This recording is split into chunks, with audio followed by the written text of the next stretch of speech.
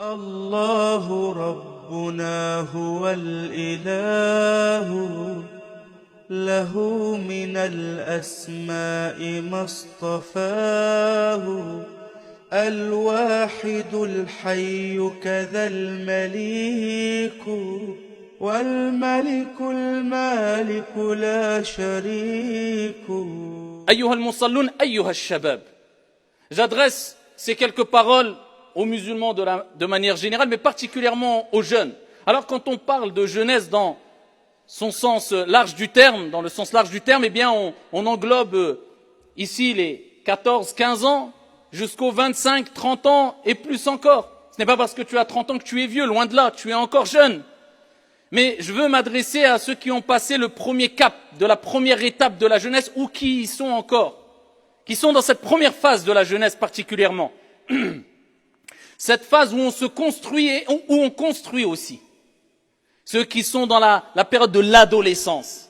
Ou alors, disons de manière un peu plus précise, la deuxième étape de l'adolescence. Ceux qui ont passé les 14, 15, 16, 17, ils sont dans les 18, 19 ans. Ils sont en train de se construire et construire leur vie. C'est maintenant où les choses se jouent. C'est maintenant où leur avenir se joue. C'est maintenant qu'ils vont construire leur avenir ou détruire leur avenir. Et les parents ont beau le dire, mais il est important quelquefois qu'ils l'entendent d'autres personnes. Peut-être que l'impact sera un peu plus percutant. Mais en tout cas, il est important qu'ils prennent conscience que cette vie est une vie où Dieu ne nous a pas interdit de prendre du bon temps, de s'amuser, de prendre des plaisirs, mais il y a un temps pour tout. Il y a un temps pour s'amuser avec un cadre bien précis et qui ne t'empêche pas de vivre, de t'amuser, de t'épanouir, de vivre en société et d'échanger, d'avancer et d'évoluer, loin de là. Mais il y a un temps aussi où on doit être sérieux. Il y a un temps où on doit être dans l'adoration. Il y a un temps où on doit être dans les études. Il y a un temps où il faut parler sérieusement. Il y a un temps où il faut avoir de la maturité, si tu ne veux pas tout gâcher.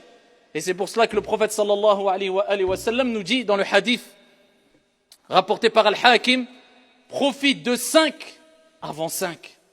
Irtanim khams qabla khams. Profite de 5 choses. Il utilise quel terme? Irtanim, profite. Parce que ça ne dure pas. Parce que tu n'es que quelques jours. Nous ne sommes que quelques jours. Et à chaque fois qu'un jour passe, c'est une partie de nous qui part quelque part. On se rapproche tous, on espère se rapprocher. Des projets, des espérances, des objectifs. Je vais me marier, Inch'Allah. Je vais avoir des enfants, Inch'Allah. Je vais construire, Inch'Allah. Je vais travailler, Inch'Allah. Et on l'espère. Et c'est bien d'avoir ici, d'être optimiste et de voir loin. Et d'avoir de l'espérance dans ce domaine-là. Mais ce qui est sûr, parce que ça ce n'est que des probabilités. Ce qui est sûr, c'est que tu te rapproches chaque jour du jugement, du jour des comptes, de la journée où tu devras payer la note, de ta demeure dernière, si tu veux, al-qabr, sunduq al-amal, la tombe, la question des actions. Ce n'est pas pour que vous viviez dans une ambiance obscure et que vous vous renfermiez sur vous-même que je vous dis ça, mais c'est pour vous rappeler une réalité, afin de ne pas être trop endormi.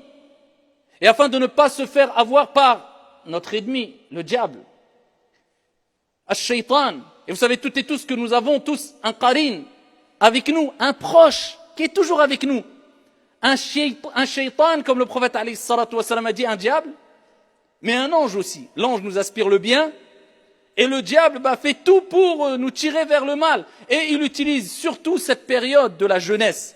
Il s'acharne contre la jeunesse, parce qu'il sait que s'il détruit la jeunesse d'une personne, eh bien, fort possible qu'il a détruit toute sa vie. Donc il va s'acharner sur le jeune, sur la jeune, période où on est un peu faible, attiré par tout ce qui est amusement, tout ce qui est facilité, tout ce qui est détente. On n'a pas trop envie de travailler, de faire des efforts. C'est là où Shaitan s'acharne. Eh bien, c'est là où tu dois te souvenir du prophète alayhi salatu wa sallam, du hadith, des paroles du prophète alayhi salatu wassalam.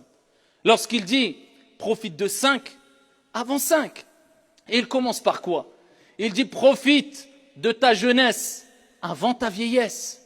On a besoin des gens âgés. Ce sont les gens sages, les gens doués de bons conseils, d'intelligence, de lucidité, d'expérience.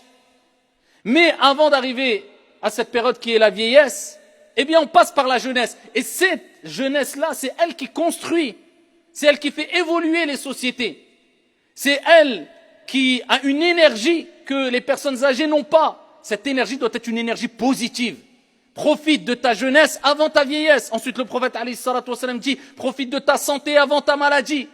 La santé ne dure pas. La jeunesse ne dure pas. Profite de ta richesse avant ta pauvreté. La richesse ne dure pas. Profite de ton temps libre avant ton occupation. Le temps libre ne dure pas. Et il dit alayhi salatu wa sallam, et profite de ta vie avant ta mort. La vie ne dure pas. Ce n'est que des tests. Et c'est pour cela que le prophète sallallahu alayhi wa sallam, il nous dit, au jour de la résurrection, les gens ne quitteront pas l'esplanade des comptes. Il y aura les comptes. Les gens ne partiront pas de l'esplanade des comptes. Avant d'être interrogés sur plusieurs choses, et dans un hadith, le prophète, il dit, sur sa jeunesse, fima ablah, où il a usé, où il a utilisé sa jeunesse. Donc, crois pas que Dieu te laisse vaquer à tes occupations sans s'intéresser à ce que tu fais.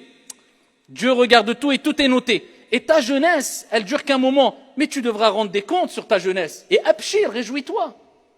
Si tu réussis ta jeunesse, eh bien sache qu'au jour de la résurrection, le prophète alayhi salatu wa salam, il dit fi sahih, sab'atun yudhilluhumullahu jalla wa ala yawm al-qiyamah.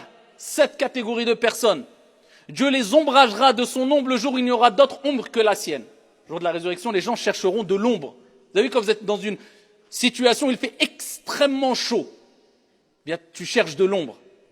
Mais ça, sache que peu importe le degré d'intensité de chaleur, dans tous les cas, le soleil est à des milliers de kilomètres de toi. Mais au jour de la résurrection, sache que le prophète nous a informé que le soleil sera à quelques centimètres de nous.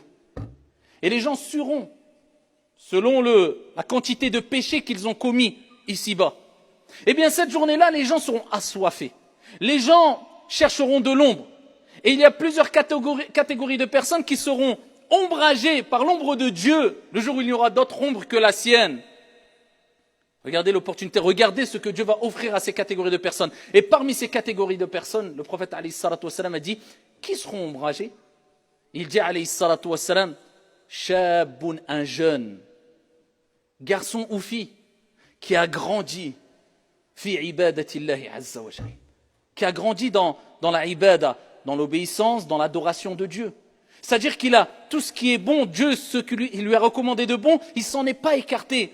Il a gardé cette relation avec son Seigneur, qui lui inspire le bien, qui lui recommande de s'écarter du mal, du vol, du mensonge, de l'hypocrisie, de la mauvaise fréquentation, d'opprimer les gens, de frapper, de tuer, eh bien, il a grandi dans cette ambiance.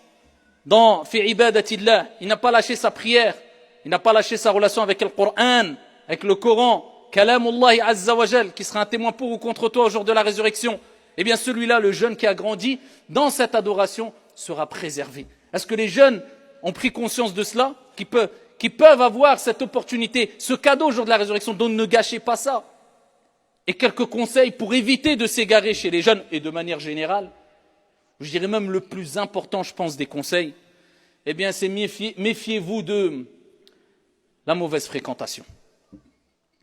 Allah Jalla wa Ala dit dans le Coran, Al-Akhillah. Il a utilisé le terme quoi? Khalil. C'est quoi Khalil? C'est pas l'ami. C'est l'ami intime, l'ami proche. Celui avec qui tu te confies, avec qui tu te dis, celui-là c'est mon pote. Jusqu'au bout, quand il y a un problème, c'est le premier à te vendre.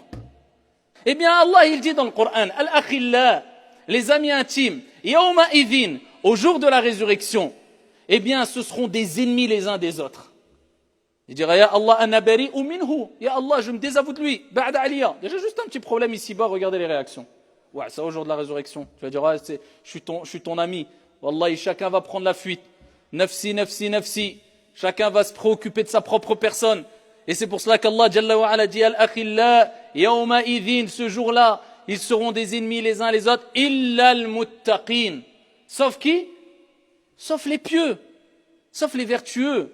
Sauf ceux qui étaient dotés de vertus, de piété, de bon comportement. Il n'y a que ceux-là qui, ça sera bénéfique pour eux leur amitié. C'est pour ça que le prophète il dit dans Sahih Muslim, Allah Jalla wa Ala, eh bien, il permettra à ceux qui se sont aimés en son nom, en Dieu, d'être dans un endroit tel que les prophètes et les envoyés diront Ya Allah, nous on est nahnu al-anbiya wal-rusul, man haoula. Ils verront des passerelles de lumière. Mais qui sont ceux-là? Nous on est des prophètes, des envoyés. C'est qui ceux-là? Et Allah Jalla wa Ala dira Al-mutahabbouna fi jalali. Celles et ceux qui se sont aimés en mon nom glorieux. C'est-à-dire, ils ont eu un amour pas d'intérêt. Dieu n'inspire que le bien. Ils se sont aimés pour le bien, pas des intérêts, voilà, parce que je vais gagner ceci ou cela avec lui. Non, je vais gagner des choses positives pour ma vie d'ici-bas et mon au-delà. Eh bien, ces amis-là, qui te poussent vers le bien, qui te poussent à rester sur tes études, à respecter l'autre, peu importe sa confession ou autre, à être miséricordieux comme le prophète alayhi salatu wassalam nous l'a enjoint, à s'accrocher à ta prière, à ton apprentissage du Coran, etc. Eh bien, ce sont ceux-là qui te seront bénéfiques, et Abdallah. C'est pour ça que le prophète alayhi salatu wassalam, il dit la personne est sur la voie, le comportement de celui qu'il fréquente. Que chacun d'entre vous voit vraiment bien, fasse attention à qui il fréquente. Tu vas être influencé, que tu le veuilles ou non. Ne dis pas non mais moi j'ai mes convictions, je sais ce que je fais. Wallahi, t'as beau être qui tu veux, t'as beau être un pieux, t'as beau être un saint, t'as beau être... Tu fréquentes des gens mauvais, tu es obligé de d'éteindre. Et allez voir ce qui se passe dans certaines cités, sans généraliser. Une partie de la jeunesse, sans généraliser. Qu'est-ce qui a fait que, eh bien, il se passe ce qui se passe? Beaucoup finissent en prison. Beaucoup finissent tués avec une balle pour un règlement de compte. Beaucoup font des guerres de cité et de quartier. Beaucoup tombent dans le vol, dans la vente de drogue. Mais qu'est-ce qui a provoqué ça, si ce n'est la mauvaise fréquentation? Combien de jeunes étaient bien éduqués, étaient respectueux, ils se sont retrouvés dans des mauvaises ambiances, ils ont été obligés, bon gré mal gré, de suivre la mauvaise fréquentation, la mauvaise ambiance, au lieu d'être forts et de se dire écoute, notre amitié, elle s'arrête là, il n'y a pas de problème, je te respecte, tu me respectes, mais là, d'être attiré par le mal, à me pousser à aller voler, à vendre de la drogue, à aller opprimer les gens, à aller faire ceci et cela, non, moi je m'arrête là, j'ai des convictions, je suis pas bête, c'est là que ma vie se construit. C'est là où je vais construire mon avenir, et ce que je vais faire de mal, je sais que je vais le payer. Et allez voir maintenant, aujourd'hui dans les cités, on entend de plus en plus des règlements de compte, des jeunes qui meurent. Pourquoi? T'es rentré dans mon quartier, t'es pas chez toi. Mais toi aussi, t'es pas chez toi. Mais tu te crois où? Et tu te prends pour qui? Allah subhanahu wa ta'ala, notre Seigneur qui a créé la terre, qui a créé les cieux, il a créé les êtres humains avec des croyances différentes. Il nous a interdit d'imposer quoi que ce soit dans le Coran à qui que ce soit. Quand il dit au prophète, est-ce à toi d'imposer la religion à qui que ce soit? Si Allah avait voulu, il aurait fait des gens une communauté unique où les gens auraient cru. Non, Allah il t'a pas demandé d'imposer quoi que ce soit. Et c'est pour cela qu'il a permis même à celui qui n'est pas croyant, ou même celui qui insulte Dieu, de marcher sur la terre, librement. Eh bien toi, il y a un jeune, il vient, ah, t'es chez moi, t'es dans mon quartier. T'es où toi? T'as pas peur de te retrouver dans une situation où Dieu peut-être t'éprouvera en te montrant que tu n'as pas le droit de priver qui que ce soit de marcher sur la terre de Dieu, en te privant peut-être de tes jambes, en opprimant les gens. L'injustice est ténèbres au jour de la résurrection. Combien d'injustices faites par les jeunes, jusqu'à ce que maintenant, comme je l'ai dit précédemment, le meurtre c'est devenu quelque chose de banal. Et combien de jeunes ont oublié que la première des choses concernant les relations humaines entre les gens, la première des choses sur laquelle rendront des comptes les gens au jour de la résurrection, c'est quoi? Safkud dima. C'est le sang qui a coulé. C'est la première des choses. Et des gens s'amusent comme s'ils étaient dans un jeu vidéo où ils étaient en train de jouer à Fortnite. Ils sont passés du virtuel à la réalité. Mais on est où? La vie de l'être humain, c'est devenu un jeu pour certains. Et ils tuent, et c'est pas grave. Oh, je suis un homme, j'ai tué. Je suis dans un gang, je suis dans... Mais demain, dans quelques jours, dans quelques heures, dans quelques minutes, que vas-tu dire à ton Seigneur quand cette personne-là, croyante ou non croyante, comme le prophète l'a dit, viendra et te tiendra par la tête et dira Ya Allah hada alladhi qatalani, c'est celui-là qui m'a tué. Qu'est-ce que tu vas dire à ton Seigneur tabaraka wa ta'ala? Combien de jeunes oppriment et gonflent les petits pectoraux qu'ils ont pour dire c'est moi, je ne sais quoi. C'est ça notre jeunesse. Ils ont fait ça, ils ont utilisé leur force dans ce genre de choses, à opprimer les gens, à frapper, à lyncher quelquefois plusieurs personnes contre une personne. Wallah, je me souviens d'un cheikh qui racontait à Bruxelles, eh bien une personne qui opprimait tout le monde. un caïd, et combien on en a vu. Et même nous, on a vécu des scènes et on a vu des choses.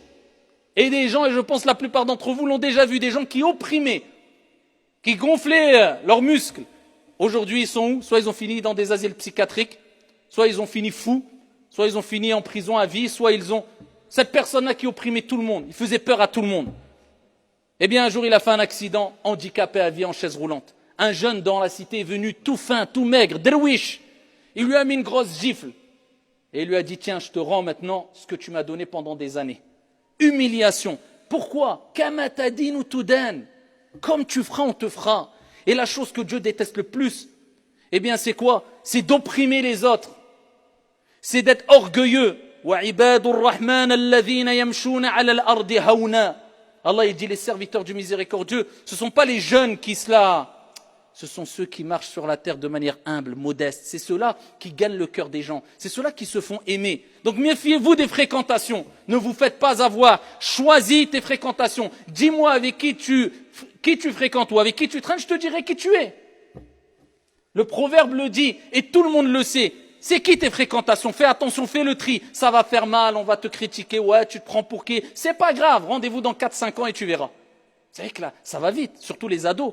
15 ans jusqu'à 18 ans, c'est 3 ans. C'est là où tu construis ta vie. Passé 18-19 ans, là, ça y est. Soit tu as réussi, soit tu as failli. C'est jamais trop tard, mais en général, c'est ça. De construire ton avenir, réfléchis, sois pas bête. Et attention à celui que tu fréquentes chaque jour. Qui peut être ta meilleure fréquentation, ton meilleur ami, comme ton pire ennemi. Il est toujours avec nous. Il ne nous lâche pas. On ne le lâche pas. On l'aime. Lui, je ne sais pas s'il a des sentiments. C'est le téléphone. Et qu'est-ce qu'on fait avec le téléphone aujourd'hui? Qu'est-ce qu'ils font les jeunes avec le téléphone? Maintenant, vous savez très bien, hein, nous, on a connu le téléphone qu'à, je sais pas, 30 ans, ou je sais pas comment. Maintenant, ça y est, 5 ans, il a le téléphone, il rentre dans les applications, il connaît mieux que toi. Même quand tu bugs, tu appelles ton fils de 7 ans, règle-moi le problème, s'il te plaît. Le monde est dans le téléphone. Maintenant, si on ne va pas donner des outils à cette jeunesse-là pour comprendre que Dieu nous regarde, fais attention, contrôlez ce qu'ils regardent dans les téléphones, dans les réseaux sociaux. Mais qu'est-ce qui va se passer comme dégâts? Pour cela que le téléphone, ça peut être ton meilleur ami car il t'aide, il peut te venir en aide quand tu es dans une situation critique ou autre, comme ton pire ennemi. Et celui qui va t'égarer. Donc, prends en compte que même ton téléphone, c'est une fréquentation. Fais-en une bonne fréquentation. Utilise-le à bon escient et attention de perdre ton temps. Les choses vont très vite. Parmi les recommandations, eh bien, je dis aux jeunes que la colère d'Allah Azza wa Jalla, elle est dans la colère des parents et la satisfaction d'Allah est dans la satisfaction des parents, comme le prophète alayhi salatu wassalam a dit. Wallahi, aujourd'hui, quand on voit le manque de respect qu'il y a des jeunes vis-à-vis de leurs parents, on se dit c'est normal qu'ils ne respectent ni leurs professeurs, ni la société, ni les gens dans les quartiers, ni les personnes âgées. Son père et sa mère, à peine, il lui dit bonjour, assalamu alaikum. À peine il lui dit merci quand ses parents lui rendent un service. À peine il sourit à ses parents. Et je passe ceux qui, Allah il dit, fala taqul lahuma ouf, ne leur dis pas ouf. C'est un grand péché. Je parle même pas de ceux qui insultent leurs parents. Oh, tu me saoules. À 8 ans, 10 ans, oh, c'est bon. Oui, mais c'est bon. On en est où, ayyuhal akhyar? Ici, si on a cassé ce respect entre les parents, vous espérez une seconde que votre enfant va respecter son enseignant à l'école? Va respecter une personne âgée? Nous, juste à notre époque. Alors que déjà, nous, on manquait beaucoup de respect. Mais déjà, nous, à notre époque, on voyait juste quelqu'un de plus âgé, on avait honte, on baissait la tête. On était mal à l'aise. Maintenant, c'est la personne âgée, quand il parle avec des jeunes, il est mal à l'aise. Le jeune, même il a 10 ans, il est très à l'aise. Même pas souriant, même pas rien du tout. Zama, je ne sais quoi. On en est arrivé là. Wallahi, si on ne remet pas les pendules à l'heure, si on ne reprend pas un réglage convenable, ça risque de créer des dégâts. Et là, je m'adresse aux parents car ils ont une part de responsabilité, mais aussi aux jeunes. On est en période de vacances, je profite, je sais qu'il y a des jeunes et qui ne sont pas bêtes et qui réfléchissent. Eh bien, prenez ces recommandations, pas comme une morale qui vous saoule, mais comme des conseils qui seront bénéfiques pour votre vie d'ici-bas et éternellement, Inch'Allah, et vous ne le regretterez jamais. Et nous, on a vu combien de jeunes avec qui on était, 30 ans sont passés, 40 ans sont passés, ils n'ont pas pris le droit chemin, ils ne se sont pas rangés. Tu vas les voir aujourd'hui, même endroit, même emplacement, toujours dans les mêmes délires malheureusement. Rien n'a changé, rien n'a bougé. Alors que l'autre personne, peut-être en 5 ans, il s'est marié, il a eu des enfants, il a construit, il a acheté, il a travaillé, il a... Est-ce que tu compares le bien et le mal? N'oublie jamais que Shaitan fera tout, surtout quand tu es jeune, pour t'égarer. Parce qu'il se dit, si je rate maintenant, ça sera difficile après. Mais si je réussis maintenant, eh bien j'aurais tout gagné parce que c'était le moment où c'était le plus facile de l'égarer. Accrochez-vous à vos études. Allez voir dans d'autres pays, qu'est-ce qui se passe? Ils font des 2 heures de marche. Ils passent par des jungles. Ce n'est pas des bobards ce que je vous raconte. Hein. Allez voir même dans des pays du Maghreb, comment ils galèrent, Msakin, pour arriver dans une classe quand c'est l'hiver. Il n'y a pas de chauffage, hein, comme ici. Et les études, ce n'est pas le confort qu'on a aujourd'hui.